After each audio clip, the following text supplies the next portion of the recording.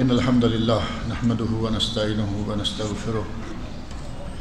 ونعوذ بالله من شرور أنفسنا ومن سيئات أعمالنا من يهده الله فلا مضل له ومن يضلل فلا هادي له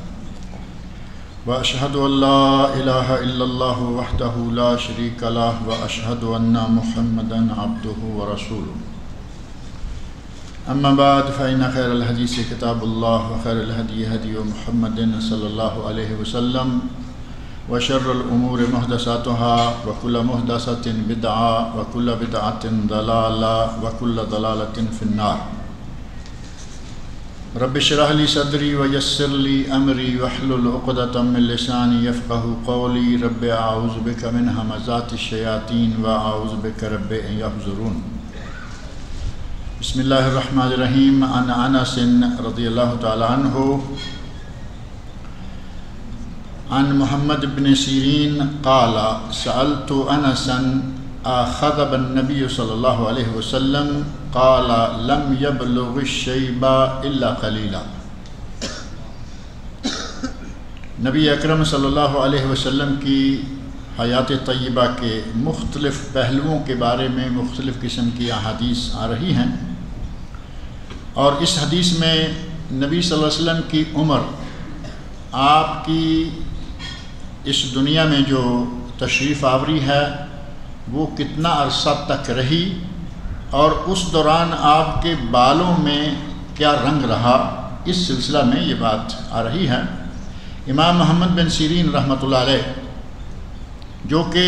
بڑے مشہور امام ہیں، تابعین تو بے شمار ہیں، تابعین میں سے اہل علم بھی بے شمار معروف ہیں، ائمہ بڑے بڑے،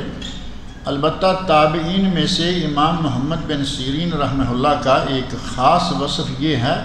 کہ وہ خوابوں کی تعبیر کے بڑے ماہر تھے۔ تعبیر الرؤیا نام کی ان کی کتاب ہے، جو کہ عربی میں چھوٹی سی ہے اور اردو میں اس کا ترجمہ اس سے ظاہر ہے کہ 2 گنا 2.5 گنا ہو گیا، اور ابھی مارکیٹ میں ایک کتاب ہے جو جال سازی کا پلندہ ہے، وہ امام ابن سیرین رحمۃ اللہ علیہ کی نہیں ہے، بلکہ ادھر سے ادھر سے جمع تفریق کر کے ایک بڑا ضخیم قسم کا ذخیرہ جمع کر دیا اور ڈال دیا امام صاحب کے نام، جبکہ امام صاحب اس سے بری ہیں۔ امام صاحب کی کتاب تعبیر الرؤیا عربی میں معروف ہے اور اس کا اردو ترجمہ بھی معروف ہے، موجود ہے۔ اب اس میں جو افادات اور یہاں سے اور وہاں سے، اب اس کی نہ سند نہ سر نہ پیر، بہرحال امام محمد بن سیرین وہی معروف امام ہیں جو کہ تعبیر رؤیا یا خوابوں کی تعبیر کے بڑے ماہر تھے۔ وہ کہتے ہیں سألت انسا، میں نے انس بن مالک رضی اللہ عنہ جو نبی صلی اللہ علیہ وسلم کے خادم خاص، بڑے مشہور خادم ہیں، جنہوں نے نبی صلی اللہ علیہ وسلم کی 10 سال خدمت کی اور کہا کہ مجھے کبھی نبی صلی اللہ علیہ وسلم نے ٹوکا نہیں، کبھی یہ نہیں کہا کہ یہ کیوں کیا، کبھی یہ نہیں کہا کہ یہ کیوں نہیں کیا، دونوں کام کبھی نہیں کرتے۔ کہتے ہیں کہ میں نے حضرت انس رضی اللہ عنہ سے پوچھا اخذب النبی صلی اللہ علیہ وسلم، کیا نبی صلی اللہ علیہ وسلم نے اپنی داڑھی مبارک کو خضاب لگایا، یعنی داڑھی کو رنگ کیا؟ قال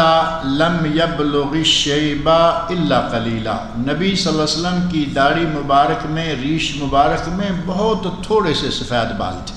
رنگ لگانے کی ضرورت ہی پیش نہیں آئی، بلکہ بہت تھوڑے تھے۔ وہ بہت تھوڑے کتنے تھے؟ آگے والی بعض روایات میں ان کی تفصیل بھی آ رہی ہے، جیسے حضرت ابو جحیفہ السوائی یہ بیان کرتے ہیں رأیت النبی صلی اللہ علیہ وسلم، میں نے نبی اکرم صلی اللہ علیہ وسلم کو دیکھا، ورأیت بیاضا من تحت شفتہ السفلی الانفقہ، یہ جس کو ہم بچہ داڑھی کہتے ہیں، یہ حصہ جو ہے ہونٹ کے نیچے اور تھوڑی سے اوپر یہ جگہ بنتی ہے نا، اس بچہ داڑھی میں، یا یوں کہہ لیں کہ ہونٹ کے نیچے کے داڑھی کے حصے میں، میں نے دیکھا کہ نبی اکرم صلی اللہ علیہ وسلم کے بالوں میں تھوڑی سی سفیدی آئی ہے، یعنی ساری داڑھی میں کوئی سفید بال نہیں، لیکن یہ جگہ جو ہے، اس جگہ تھوڑا سا سفیدی جو ہے وہ آئی تھی۔ الانفقہ، ہونٹ کے نیچے اور تھوڑی کے اوپر کے بال۔ حضرت ابو جحیفہ رضی اللہ عنہ ہی بیان کرتے ہیں، کہتے ہیں رأیت النبی صلی اللہ علیہ وسلم، میں نے نبی صلی اللہ علیہ وسلم کو دیکھا ہے، وکان الحسن بن علی، اور حسن بن علی، حضرت حسن اور حسین نبی صلی اللہ علیہ وسلم کے نواسے، ان دونوں نواسوں میں سے جو بڑے حضرت حسن رضی اللہ عنہ ہیں، کہتے ہیں کہ حضرت حسن رضی اللہ عنہ یشبہہ، نبی صلی اللہ علیہ وسلم کے بہت مشابہ تھے۔ حسین رضی اللہ عنہ بھی نواسے ہیں، لیکن نبی صلی اللہ علیہ وسلم سے شکل و صورت، چہرے کے نقش و نگار اور جسم ڈیل ڈول، اس میں جو شباہت نبی صلی اللہ علیہ وسلم کے ساتھ حضرت حسن رضی اللہ عنہ کی تھی وہ کسی کی نہیں تھی۔ بہت ہی نبی صلی اللہ علیہ وسلم سے ملتا جلتا چہرہ مہرہ اور قد کاٹ تھا۔ حضرت صائب بن یزید بیان کرتے ہیں، کہتے ہیں ذہبت بی خالتی الی النبی صلی اللہ علیہ وسلم، میری خالہ مجھے نبی صلی اللہ علیہ وسلم کے پاس لے گئی، فقالت یا رسول اللہ، اور میری خالہ نے کہا کہ اے اللہ کے رسول، ان ابن اختی وجع، میرے بھانجے کو تکلیف ہے، میرے بھانجے کو کوئی تکلیف ہے، وجع کا معنی درد ہے۔ فمسح راسی، نبی اکرم صلی اللہ علیہ وسلم نے میرے سر پر اپنا دست مبارک، دست شفقت پھیرا، ودعا لی بالبرکہ، اور میرے لیے برکت کی دعا کی، ثم توضأ، پھر اس کے بعد آپ نے وضو فرمایا، فشربت من وضوئہ، میں نے آپ کے وضو کے بچے ہوئے پانی سے کچھ پانی پیا، ثم قمت خلف ظہرہ، پھر میں نبی صلی اللہ علیہ وسلم کے پیچھے کھڑا ہو گیا، فنظرت الی خاتم النبوہ، اور میں نے ختم نبوت کو دیکھا، جو مہر نبوت ہے وہ دیکھی، کہاں؟ بین کتفیہ، جو آپ کے دونوں کندھوں کے درمیان لیکن پیچھے، یعنی گردن اور دونوں کندھوں کے درمیان وہ ختم نبوت تھی۔ اس کا سائز کیا ہے؟ مثل زر الحجلہ، جتنا کہ ڈولی جس میں دلہن کو بٹھا کے لے کے جاتے ہیں، ڈولی کا دروازہ کتنا ہوتا ہے جس میں سے صرف دلہن داخل ہو جائے، اور اس دروازے کے آگے جو پردہ ہوتا ہے اس پردے کو بند کرنے کے لیے ایک سائیڈ میں چھوٹا سا بٹن لگا رہتا ہے۔ کہتے ہیں کہ اس مہر نبوت کا سائز صرف اتنا تھا جتنا کہ ڈولی کا بٹن ہوتا ہے۔ اب ڈولی کا بٹن ظاہر ہے کہ اتنا بڑا تو ہوگا نہیں، بٹن عام بٹن سے بڑا، لیکن ڈولی کا بٹن، اور بعض دیگر روایات میں اور بعض اہل لغت نے کہا کہ مہر نبوت کا سائز اتنا تھا جتنا فاختہ کا انڈا ہوتا ہے۔ اب فاختہ کا انڈا اور یہ بٹن چھوٹا موٹا ہو سکتا ہے، فاختہ کا انڈا طے ہے کہ اس کا سائز جو ہے عموماً ایک ہی رہتا ہے۔ نبی اکرم صلی اللہ علیہ وسلم کے کندھوں کے درمیان تھوڑا سا گوشت ابھرا ہوا، گویا کہ تھوڑی سی وضاحت تھی کہ یہ عام جسم سے تھوڑا سا ہٹ کر حصہ ہے، اور وہ فاختہ کے انڈے کے برابر اس کی چوڑائی تھی، گولائی تھی، اور یا اس کو آپ ڈولی کے دلہن کے لیے جو بنائی جاتی ہے، ڈولی نہیں بلکہ اصل میں حجلہ عروسی وہ جگہ ہوتی ہے جس میں دلہن کے لیے گھر کے اندر، گھر میں کمرے میں ایک بیڈ سجایا جاتا ہے، جس بیڈ کو میرا خیال ہے آج کل کیا کہتے ہیں، پاکستان میں اس کی بڑی اسپیشل ڈیمانڈ ہوتی ہے مسحری، کہ مسحری بھی تیار کرنا ہے یا کروانا ہے۔ اس مسحری کے چاروں طرف کچھ پھول وول لٹکے ہوئے ہیں، کچھ اس کا دروازہ بنایا گیا ہے۔ اب ظاہر ہے کہ اس کا بٹن کتنا ہوگا، جو کوئی دروازہ پھولوں ہی سے بنایا گیا، پھولوں ہی کا بنا ہوا، بہرحال فاختہ کے انڈے کے برابر وہ مہر تھی جس کو مہر نبوت کہا گیا، صرف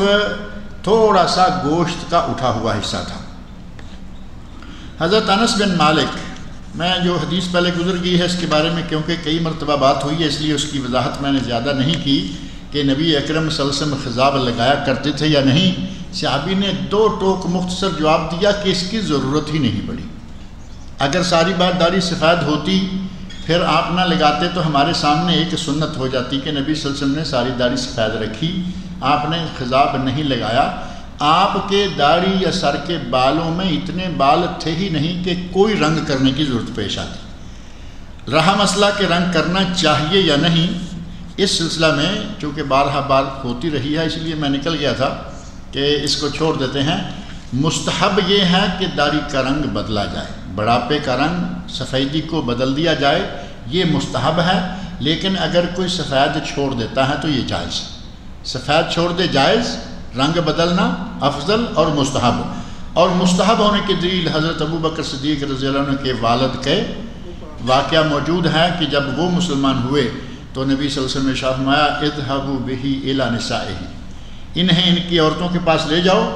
ان کی بیویاں، ان کی بیٹیاں، ان کی بہویں، جو بھی کوئی محرم عورت ہے ان سے کہو کہ وہ اس کے بڑھاپے کا رنگ بدل دیں، وَجَنِّبْنَ السَّوَادَ، اور کالے رنگ سے اجتناب کریں۔ اب یہ ایک شرط ہے کہ کوئی بھی رنگ کیجئے جائز ہے، کالا رنگ کرنا منع ہے، اور سفید چھوڑنا جائز ہے، رنگ کرنا مستحب ہے اور افضل ہے۔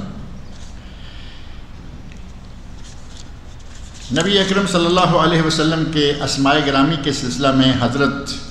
جبیر بن مطعم کی حدیث ہے، لیکن اس سے پہلے حضرت صائب بن یزید رضی اللہ عنہ جو فرما رہے ہیں کہ میں نے وہ مہر نبوت دیکھی اور اس کا سائز اتنا تھا۔ حضرت انس بن مالک رضی اللہ عنہ بیان فرماتے ہیں، یاسف النبی، نبی صلی اللہ علیہ وسلم کا چہرہ، مہرہ، ڈیل ڈول وغیرہ کے بارے میں وہ آپ کے اوصاف مبارکہ بیان کرتے ہوئے کہتے ہیں، کانا ربعۃ من القوم، نبی اکرم صلی اللہ علیہ وسلم اپنی قوم، اپنے لوگوں میں سے درمیانے قد کے تھے۔ جیسے پہلے بھی حدیث گزری ہے، اتنے لمبے نہیں تھے کہ ہر آدمی ان کو دیکھ کے کہے کہ یہ فلاں، بلکہ درمیانے قد کے، نہ بہت لمبے اور نہ بہت چھوٹے، دونوں جو عیب ہو سکتے ہیں کسی خلقت میں یا کسی کی تخلیق میں، دونوں سے بری تھے، درمیانہ خوبصورت قد تھا، لیس بالطویل، نہ لمبے تھے، ولا بالقصیر، اور نہ چھوٹے تھے، ازہر اللون لیس بابیض امحق ولا عدم، آپ کا رنگ، چہرہ مبارک کا رنگ اتنا خوبصورت تھا کہ جسے سرخ و سفید، گلابی رنگ کہتے ہیں، چہرے کا رنگ سرخ و سفید تھا،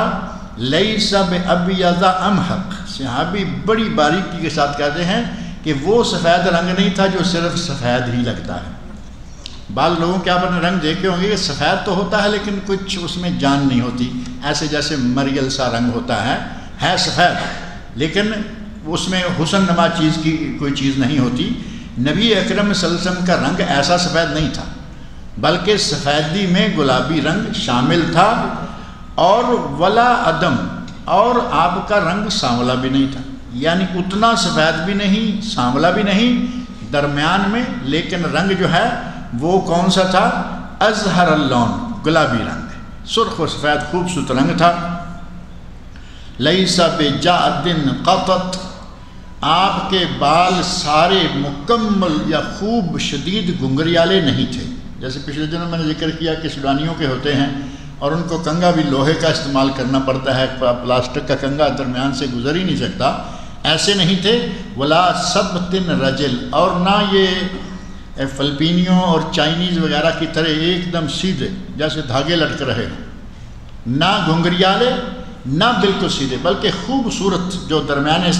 انداز کے بال ہوتے ہیں وہ تھے۔ انزل علیہ وہو ابن 40، نبی صلی اللہ علیہ وسلم پر وحی کا نزول شروع ہوا جب کہ آپ کی عمر مبارک 40 سال ہوئی۔ 40 سال تک آپ نبی نہیں بنائے گئے، 40 سال کی عمر ہوئی، نبی بنائے گئے، وحی نازل ہونا شروع ہو گئی۔ فَلَبِثَ بِمَكَّةَ 10 سنین يُنزل علیہ، آپ مکہ میں مقیم رہے، 10 سال آپ پر وحی اترتی رہی۔ اب مکہ مکرمہ میں آپ کو معلوم ہے کہ آپ کا قیام کتنا تھا؟ 13 سال، لیکن ان 13 سال میں سے جو وحی اترتی رہی، انہوں نے کہا کہ 10 سال وحی اترتی رہی۔ اس کی وجہ یہ ہے کہ ایک مرتبہ وحی نازل ہوئی، اقرأ بسم ربک الذی خلق، یہ جو سورت کے شروع میں 5 آیتیں ہیں، وحی کا سلسلہ آغاز ہوا، نبی بنا دیے گئے، اور پھر فترت وحی یعنی وحی کا نزول بند ہو گیا، اور یہ نزول تقریباً 2.5 سال بند رہا، 2.5 سال یہ بند رہا، اور نبوت ملنے سے پہلے 6 مہینے مسلسل آپ صحیح ترین چمکدار ایسے خواب دیکھتے تھے کہ وہ مکمل طور پر صبح صحیح صادق ثابت ہوتے۔ 2.5 سال اور 6 مہینے 3 سال، یہ 3 سال جو ہیں وہ صحابی نے نکال دیے، کہا کہ آپ 10 سال مکہ میں اس حال میں مقیم رہے کہ وہی اترتی رہی، اور 3 سال وہ ہیں وہ شامل کر لیں تو 13 سال مکہ مکرمہ میں رہے۔ اس کے بعد آپ نے ہجرت کی اور مدینہ منورہ تشریف لے گئے۔ وَبِالْمَدِينَةَ 10 سنین، اور مدینہ میں آپ 10 سال رہے اور اس کے بعد وفات پائی۔ وَلَيْسَ فِي رَأْسِهِ وَلِحْيَتِهِ 20 شَعْرَ بَيْضَاء، آپ کے سر اور داڑھی کو ملا کر 20 بال سفید نہیں بنتے تھے۔ صحابہ کرام رضی اللہ عنہ کتنی باریکی کے ساتھ آپ کے چہرہ مبارک کو دیکھا، کہتے ہیں کہ 20 بال سر اور داڑھی کے ملا کے بھی نہیں بنتے تھے۔ اب 20 یا 19 بعض دیگر روایت میں صاف 19 کا لفظ موجود ہے. اب 19 بال اگر سر میں اور داڑھی میں ہوں گے تو رنگ کرنے کی یا خضاب لگانے کی انہیں ضرورت ہی پیش نہیں آ سکتی تھی. یہی وجہ ہے کہ دوسرے صحابی نے کہا کہ آپ کے بال ہی ایسے نہیں تھے یا اس میں بڑھاپے کا انداز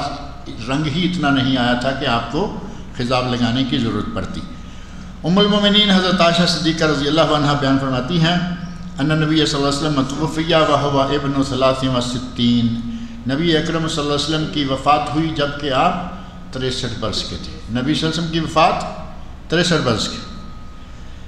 اور نبی صلی اللہ علیہ وسلم کو معراج کروائی گئی جب کہ آپ نبوت کا آدھا عہد گزار چکے تھے. آج کی رات اس اعتبار سے مشہور ہے کہ 27 رجب، مشہور روایت کے مطابق 27 رجب کو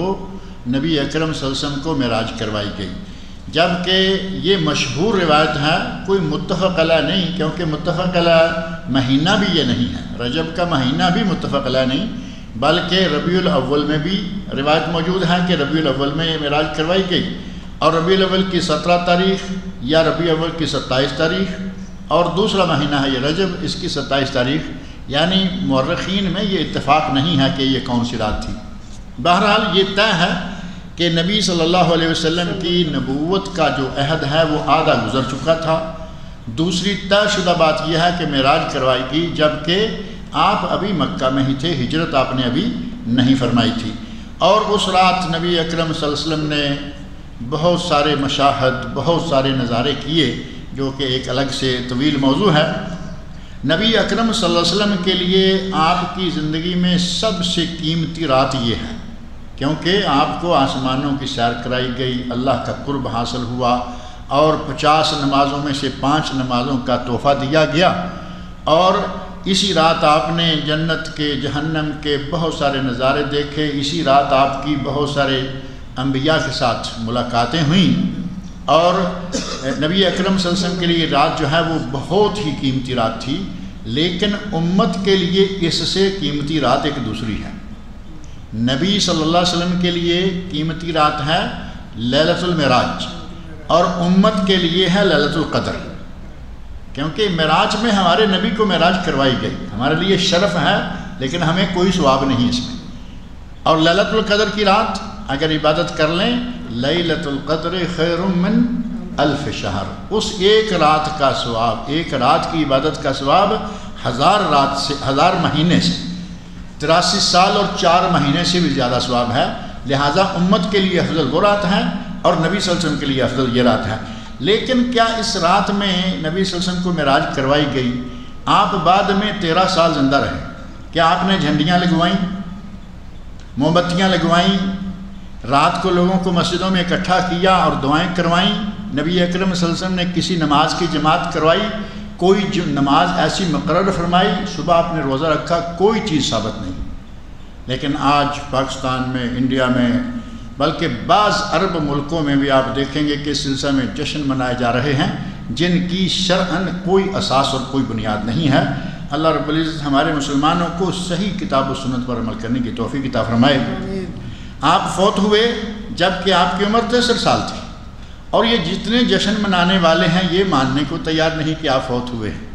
وہ سارے کہتے ہیں کہ آپ زندہ ہیں. اب بیوی، نبی صلی اللہ علیہ وسلم کی بیوی کہہ رہی ہے تو وفیا، نبی اکرم صلی اللہ علیہ وسلم فوت ہو گئے، وہو ابن 63، وہ 63 سال کی عمر کے تھے. 63 سال کی عمر، لفظ 63 ہی اس بات کی دلیل ہے کہ آپ فوت ہو چکے ہیں، نہیں تو 63 کا کوئی معنی نہیں بنتا. اگر آپ زندہ ہیں تو 63 کا کیا مطلب ہوا؟ یعنی آپ فوت ہو گئے، 63 بعد دنیا میں رہے، 40 سال نبوت سے پہلے، 13 سال نبوت کے بعد مکہ میں، اور 10 سال نبوت کے بعد مدینہ منورہ میں. حضرت عائشہ رضی اللہ عنہا کا یہ بیان جو ہے یہ اس بات کا واضح ثبوت ہے کہ نبی اکرم صلی اللہ علیہ وسلم نے وفات پائی. حضرت ابن عباس رضی اللہ تعالیٰ عنہما جو نبی اکرم صلی اللہ علیہ وسلم کے چچا زاد بھائی ہیں، وہ کہتے ہیں مکہ تھا رسول اللہ صلی اللہ علیہ وسلم بمکہ تا 13 نبی اکرم صلی اللہ علیہ وسلم مکہ مکرمہ میں 13 سال زندہ رہے. وتوفی وہو ابن 63، اور آپ نے وفات پائی جب کہ آپ کی عمر 63 سال تھی. یہ نبی صلی اللہ علیہ وسلم کے چچا زاد بھائی، انتہائی قریبی وہ شخص ہیں جن کے بارے میں نبی صلی اللہ علیہ وسلم نے دعا فرمائی تھی، اللہم علمہ الکتاب وفقہہ فی الدین، اے اللہ اس ابن عباس یعنی عبداللہ ابن عباس کو کتاب کا، قرآن کریم کا علم عطا فرما اور دین کی فقاہت عطا فرما۔ وہ قریبی صحابی، وہ چچا زاد بھائی، وہ بھی کہہ رہا ہے کہ 63 سال کی عمر میں نبی صلی اللہ علیہ وسلم فوت ہو گئے۔ آگے حدیث ہے جس میں نبی صلی اللہ علیہ وسلم کے اسماء گرامی، اسماء حسنہ کا ذکر ہے۔ اللہ کے اسماء حسنہ ایک حدیث میں آیا کہ 99 ہیں، صحیح بخاری مسلم کی حدیث ہے، اور نبی اکرم صلی اللہ علیہ وسلم ارشاد فرماتے ہیں کہ میرے 5 نام ہیں۔ نبی اکرم فرماتے ہیں لی خمسۃ اسماء، لی خمسۃ اسماء، میرے 5 نام ہیں۔ نبی صلی اللہ علیہ وسلم نے فرمایا 5 نام ہیں، اور وہ نام بھی آپ نے لیے، ان کا معنی، ان کا ترجمہ، اور جو آج لوگوں نے نبی صلی اللہ علیہ وسلم کے ناموں کی لسٹیں جعلی طور پر تیار کر رکھی ہیں، اس کا تذکرہ انشاءاللہ آئندہ کریں گے، کیونکہ یہ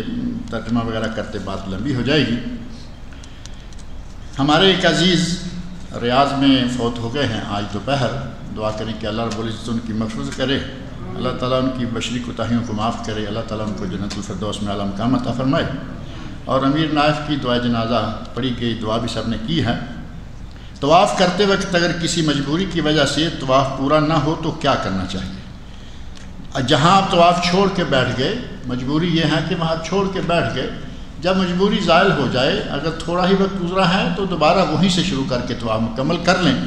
اور اگر وقت بہت ہو گیا ہے تو پہلے حصے کو چھوڑ دیں، اس کا انشاءاللہ کچھ نہ کچھ ثواب مل جائے گا۔ نئے سرے سے طواف شروع کریں، جیسے ہی طواف کے 7 چکر مکمل ہوں گے آپ کو 2 رکعتیں پڑھنا ہوں گی۔ کسی وجہ سے طواف نفل تھا، یعنی آپ نے پہلے طواف کر لیا، عمرہ کر لیا، فارغ ہو گئے، حج کر لیا، اور آپ نے کوئی نفل طواف کرنے کا ارادہ کیا، اب یہ طواف کسی مجبوری کے تحت چھوڑنا پڑا تو اس پہ نہ کوئی کفارہ ہے، نہ دم ہے، نہ کوئی جرمانہ ہے۔ وہ چونکہ ایک نفل کام تھا، شروع کیا، پورا ہو جاتا تو اچھا تھا، نہیں ہوا تو انشاءاللہ اس پہ کوئی ایسا دم وغیرہ نہیں ہے۔ سکول میں نالج کے لیے جانوروں کی تصویریں لگانا کیا صحیح ہے؟ سکول میں نالج کے لیے دیواروں وغیرہ پر تصویریں لگانا جائز نہیں ہے۔ پروجیکٹر سے تصویریں دکھائی جائیں یا کتابوں میں، کاپیوں میں، البمز میں تصویریں موجود ہیں، نالج کے لیے دکھائی جائیں، کوئی بات نہیں، لیکن یہ نالج نہیں ہے کہ کلاس روم میں گدھا کھڑا کیا ہوا ہے اور گھوڑے کا فوٹو بنا رکھا ہے، زیبرا ہے، یہ ہے۔ جاندار کا فوٹو دیوار پہ لٹکانا نبی اکرم صلی اللہ علیہ وسلم نے فوٹو بنانے سے منع کیا، آویزاں کرنے سے منع کیا۔ اب کہا جاتا ہے جی یہ تعلیم کے، جیسے نالج لکھا ہے، نالج کے لیے ہو، کالج کے لیے ہو، پیسے کے لالچ کے لیے ہو، جیب میں بھی تصویریں ہیں، یہ ہماری مجبوریاں ہیں۔ اب کو نوٹ پر تصویر ہے، ملک عبدالعزیز رحمۃ اللہ علیہ کی تصویر ہے، اور کسی پہ کسی کی تصویر ہے، کسی ملک میں کسی کی ہے، یہ مجبوریاں ہیں۔ اور دیوار پر یہ لگانا تو کوئی مجبوری نہیں ہے نا، دیوار پہ لگانا کوئی مجبوری نہیں ہے،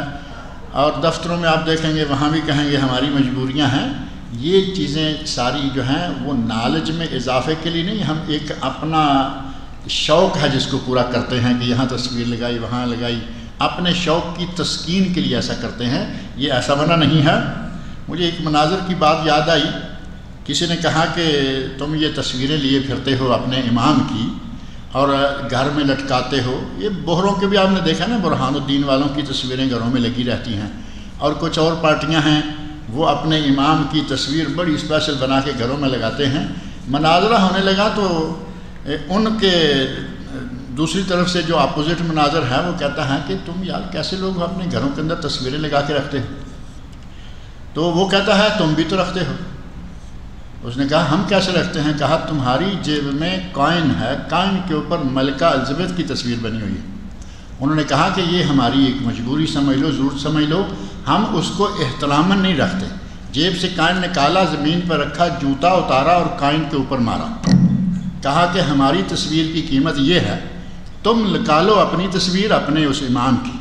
اس کے اوپر جوتا رکھ کے بتاؤ تو میں سمجھوں گا کہ تم بھی ہماری طرح ہی کرتے۔ مسئلہ یہ ہے کہ آپ اسکولوں میں بچوں کو نالج کے لیے چیزیں دکھائیے، کوئی بات نہیں، لیکن لگا کے رکھ دینا یہ ناجائز ہے۔ وراثت کے بارے میں بتائیے، جائیداد میں بھائی کا حصہ اور بہن کا حصہ کتنا بنتا ہے اگر کئی بھائی بہن ہوں؟ قرآن کریم اللہ رب العزت نے حصہ مقرر کر دیا، للذکر مثل حظ الانثیین، 4 لفظ ہیں، للذکر مثل حظ الانثیین، 4 لفظ، مذکر کا 2 گنا مؤنث سے، یعنی بہن کا 1 حصہ، بھائی کے 2 حصے۔ اگر مثال کے طور پر 2 بھائی اور 1 بہن ہے، 5 حصے کر لیجئے، 2 بھائیوں کو دے دیجئے، 1 بہن کو دے دیجئے، کم و بیش ہوں گی، تقسیم یہی ہے، قاعدہ اللہ رب العزت نے قرآن کریم میں بیان فرما دیا ہے۔ اور یہ سیریز ہیں مسلمانوں کے 7 حقوق اور آداب دعا، ایک CD DVD ہے، اس میں آداب دعا ہیں، دوسری میں مسلمانوں کے آپس میں ایک دوسرے پر جو 7 حقوق ہیں، یہ جن کو DVDs چاہیے کاشف صاحب